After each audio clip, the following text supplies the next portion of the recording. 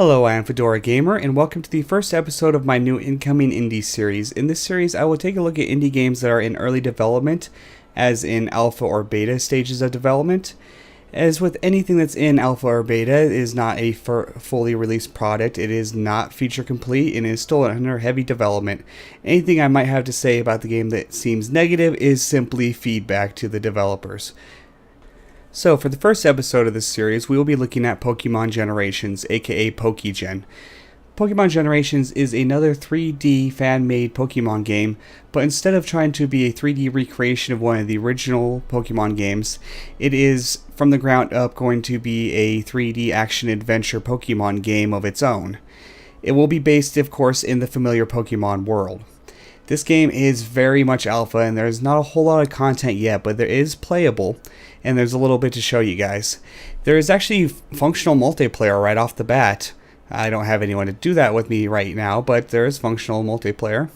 We will go right into the single player. As you can see, you are Ash. I don't know if there's a way to actually look at your face. There you go. You are Ash. It looks pretty faithful graphics wise to just watching the Pokemon shows. I mean, it's a cel shaded art style, so there is not textures to speak of. The controls are a little wonky still. Like, to actually turn, you need to use your mouse while right clicking, and it is, I don't know if my mouse is too sensitive or what, but it is very sensitive. I can just like whoops, be all over the place. Let's stop doing that. Right now, the game only consists of the backyard of Professor Oak's lab, and there's just Pokemon standing around to mess around with. It's pretty much just to show you the concept of where the game's going, what it's trying to be. Let's go ahead and catch Pikachu here.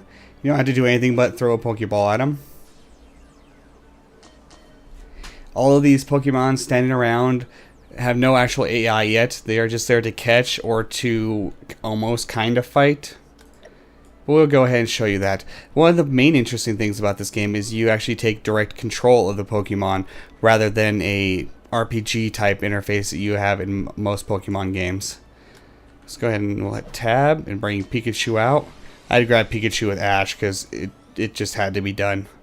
And now we can click on one of these Pokemon, and I have control of Pikachu now.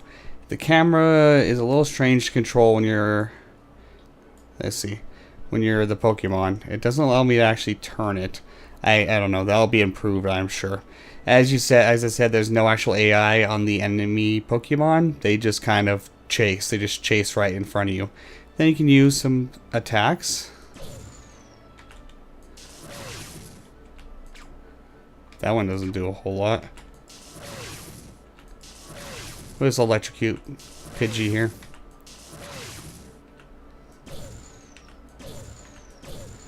It's actually taking a while to kill this. As you can see, there's a life and stamina bar. Each of the special moves, actually they're not just special moves, but any of the moves take stamina. And once there's actual combat AI to the Pokemon, then this would actually be considerably more interesting. It works in multiplayer right now though. If you bring somebody else in for multiplayer, you can fight with you both literally controlling different Pokemon. So that's about the only way at this present time you can get real combat. This is taking forever. Let's try. Come on. Anyway, that's enough of that. Find water or something that's easier to kill lightning. You can also come in here. There's this place to heal your Pokemon. There are 6 Pokemon in this area that you can go around and capture all of them, which will fill your maximum of 6 that you can carry with you at one time, just like any other Pokemon game. Let's go over here. One of them's kind of semi-hidden. You have to find a semi-hidden up ramp, go clear up and around, and find Charmander. Let's fight Squirtle.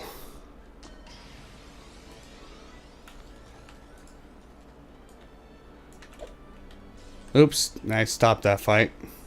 Let's try that again.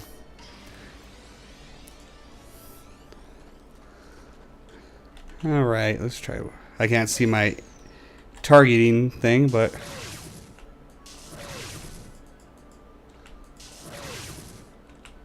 yeah, the fights are kind of boring when there's no AI. But as I said, this is super alpha. This is horribly early, insane alpha. But it's looking good for what little there is here. He's going to start building out into being able to go into Professor Oak's lab and then into the rest of the town and then start building out from the Pokemon game world from there.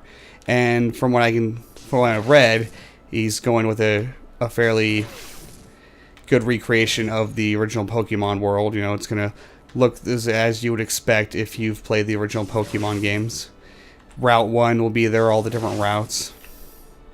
You can't make a Pokemon fan game and deviate too much from any of the canon, otherwise you will probably get ripped to pieces by the massive Pokemon fan base. So, one thing I gotta say, Pokemon fan games, like, Pokemon fans are some talented people. This is the third Pokemon fan game I have found and heard of in the recent memory. And I'm really surprised that Nintendo, with as kind of evil as they tend to be, haven't stomped anyone into the ground for it yet. And I really hope they don't. So if you hear this, Nintendo, leave these people alone. They're making something cool. Yeah, it's your trademark, but every one of them that's going to play this has bought your games. So come on, be cool about it. But there isn't really much else to show you in this game yet. It is still a very, very early alpha. But it looks promising. I look forward to seeing this when it's even halfway done. When it is a fully complete game, it'll probably be pretty awesome. This is free. This alpha is publicly available. I will link to it in the description. If you like this video, please like, comment, and subscribe. I've been FedoraG4mer, and I'll see you next time.